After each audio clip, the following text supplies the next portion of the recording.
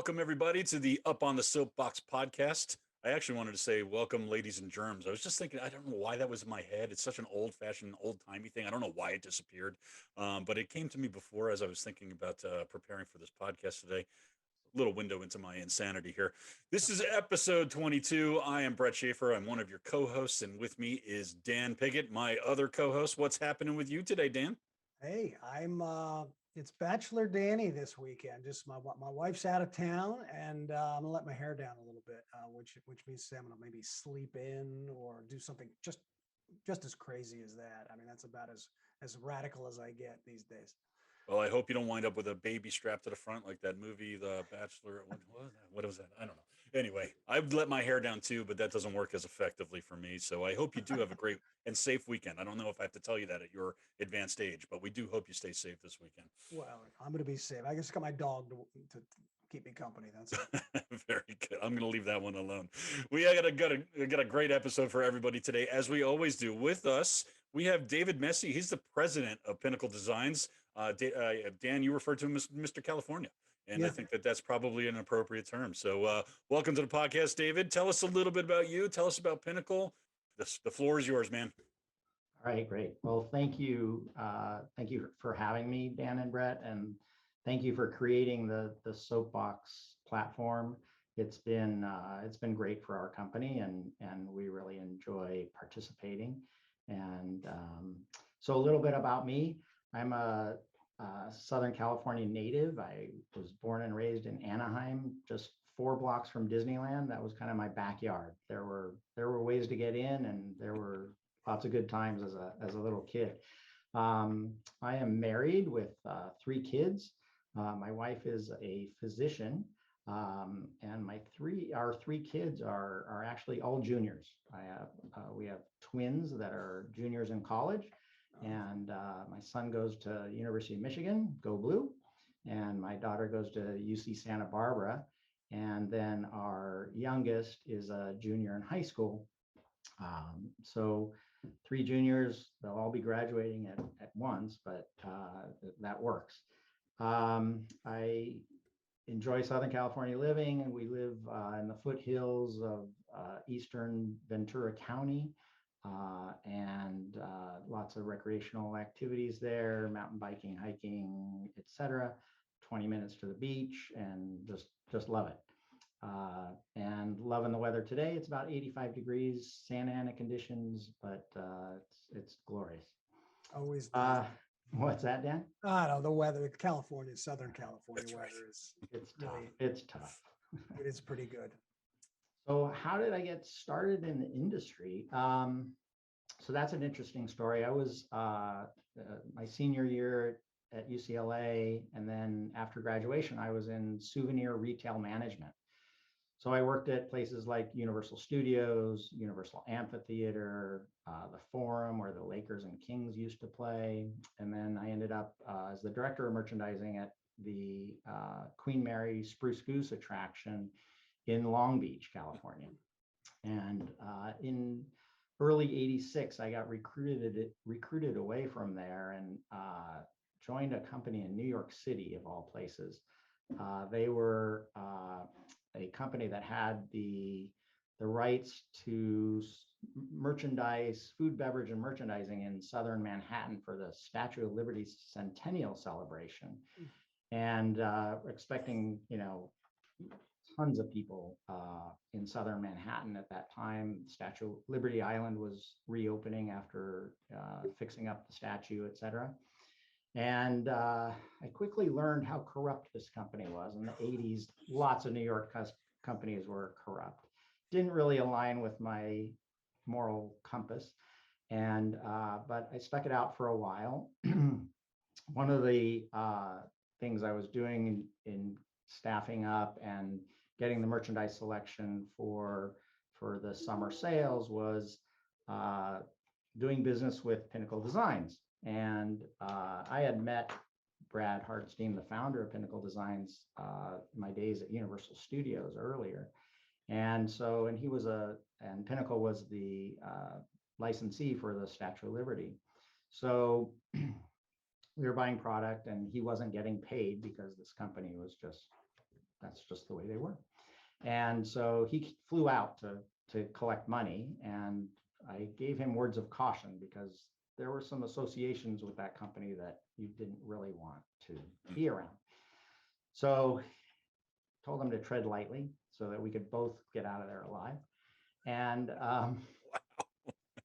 there are and there are lots of other stories, but this is not the platform to tell them. Hit me up later, because there were times I actually was afraid for my life. So Wow.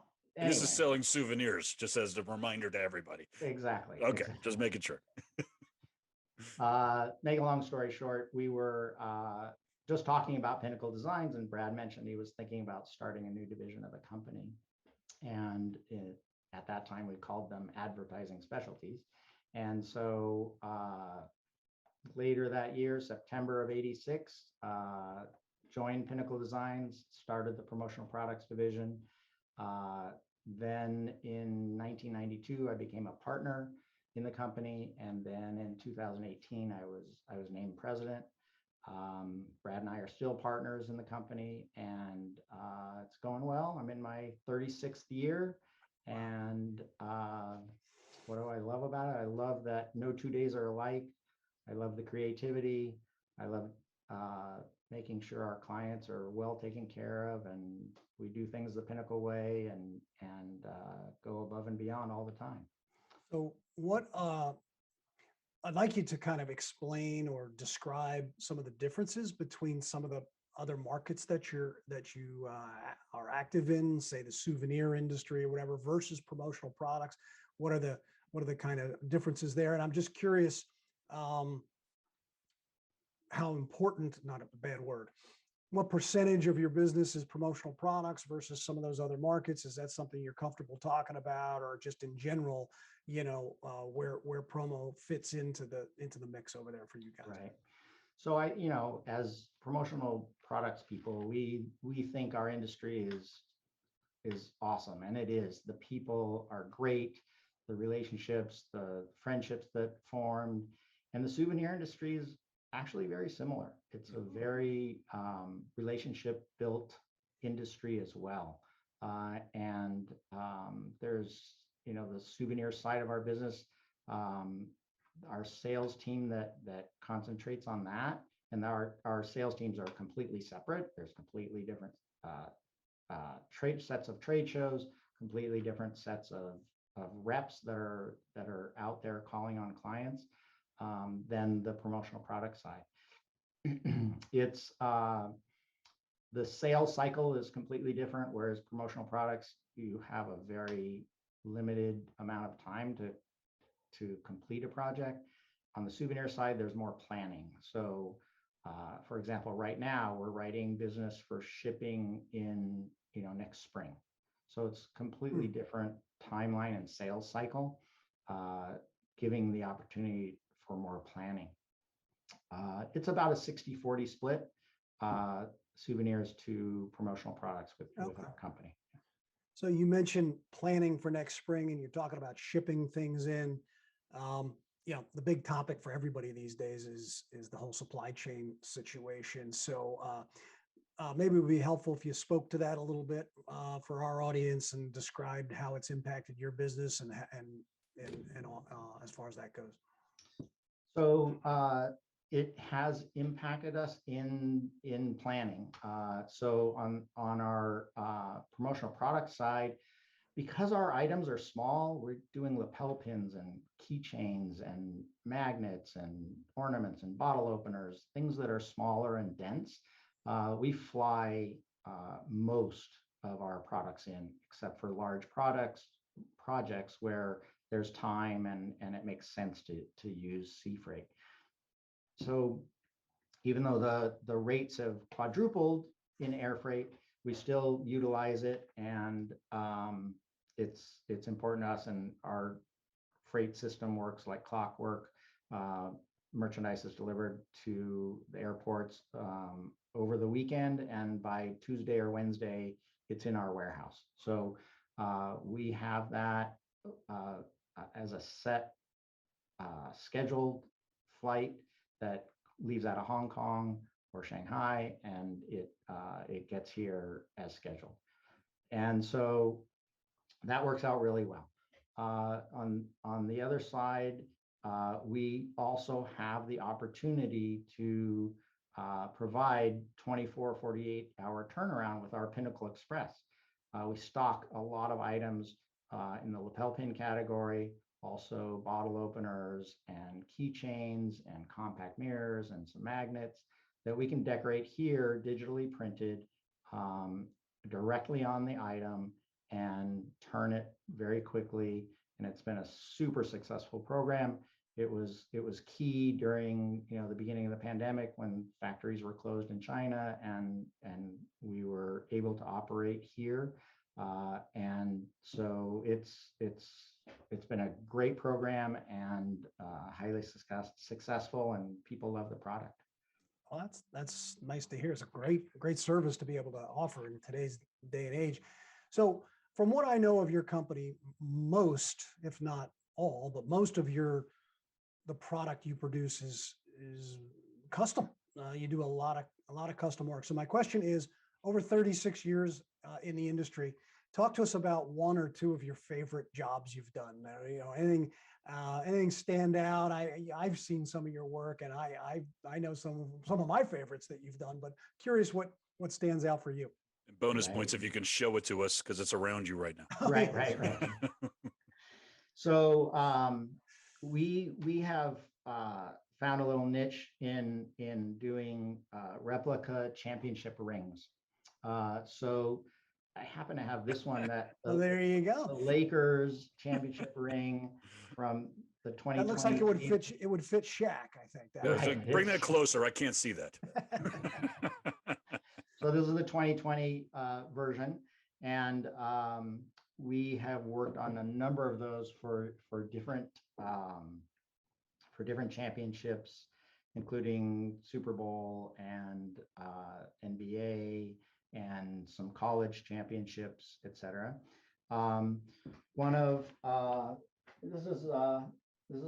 This one's kind of unique. We got a call from a distributor that was working with a mattress company, and I guess they have a mattress that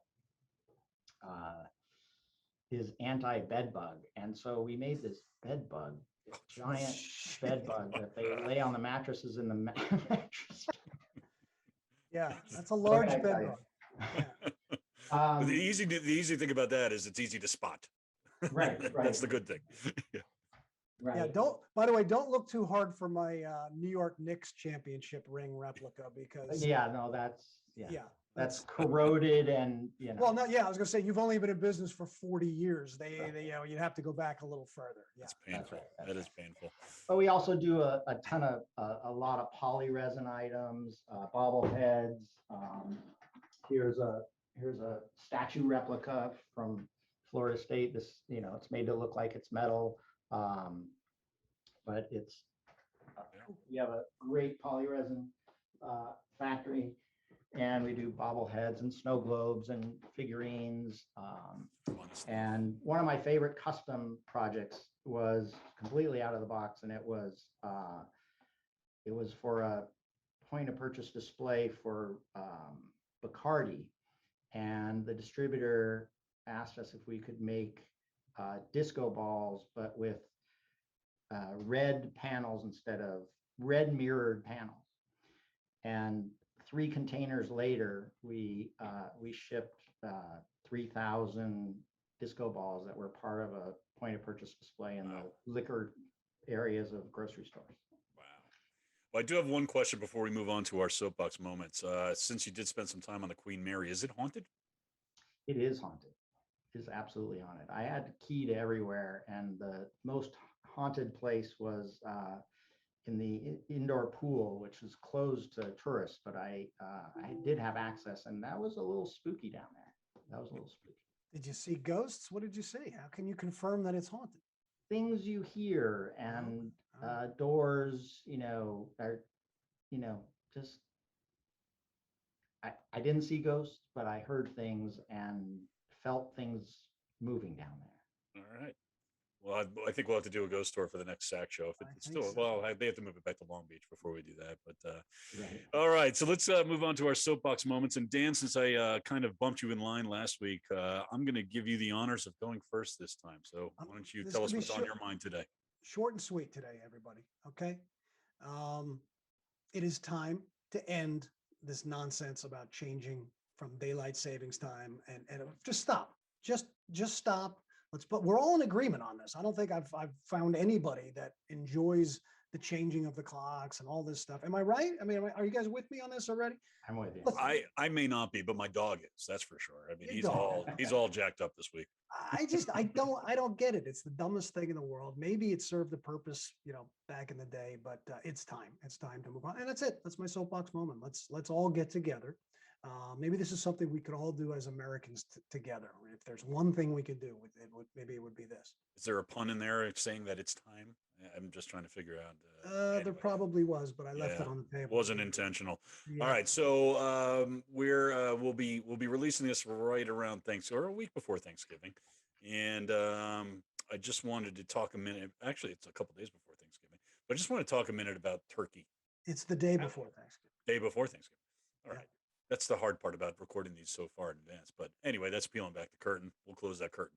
Anyway, let's talk about turkey. How did turkey become the Thanksgiving dish? It's I don't know many people that like to have a turkey, carving pieces off turkey, eating a turkey right out of the oven. I know people who I do. I like turkey on a sandwich. Deli turkey. That stuff's great. But turkey itself is bland. It often gets dry. There's nothing about turkey that's really all that great. So I did some research, and I do prep for this sometimes, and tried to find out why turkey became the traditional Thanksgiving dish. And it turns out nobody knows why. If you really look back into history, the Pilgrims didn't necessarily have it at the first Thanksgiving.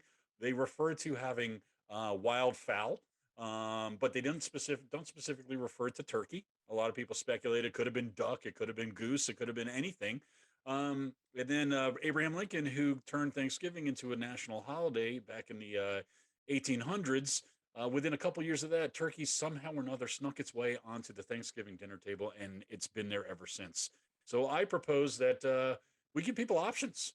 This year, we're going to have our turkey because my wife just doesn't want to see it go away. And now that I live in the South, I throw it in the fryer. And by the way, that makes it somewhat palatable. But I'm actually going to be putting some smoked brisket on the table this year too. So I'm hitting the smoker. I'm trying to change things up. I'm down with turkey, and I know I'm not the only one. Okay, good. Anyway, I'm not a huge fan either. And we always have other options. But You I have always to. have it. I have to have at least one slice. But Yeah. That's It's it. not my That becomes a problem too. Everybody has their one slice, and then you have 12 pounds of turkey left over. What do you do with that? Oh my Anyway, God. My wife makes the best turkey soup in the history of the world with the leftovers. But by the way, I'm going to stand up for turkey. I think it's great. I think it's delicious. I look forward to eating it every year, and I don't want to change. So I'm a fan of wild turkey, though. I should throw that out there. All right, David, what's on your mind today? What's your soapbox moment? Well, I want to talk up the fastest growing sport in America, and that is pickleball. It is a fun game with a silly name. It is played with a paddle and a wiffle ball, and it is the perfect merger between tennis and badminton and ping pong. And it's got this stigma of being for older people.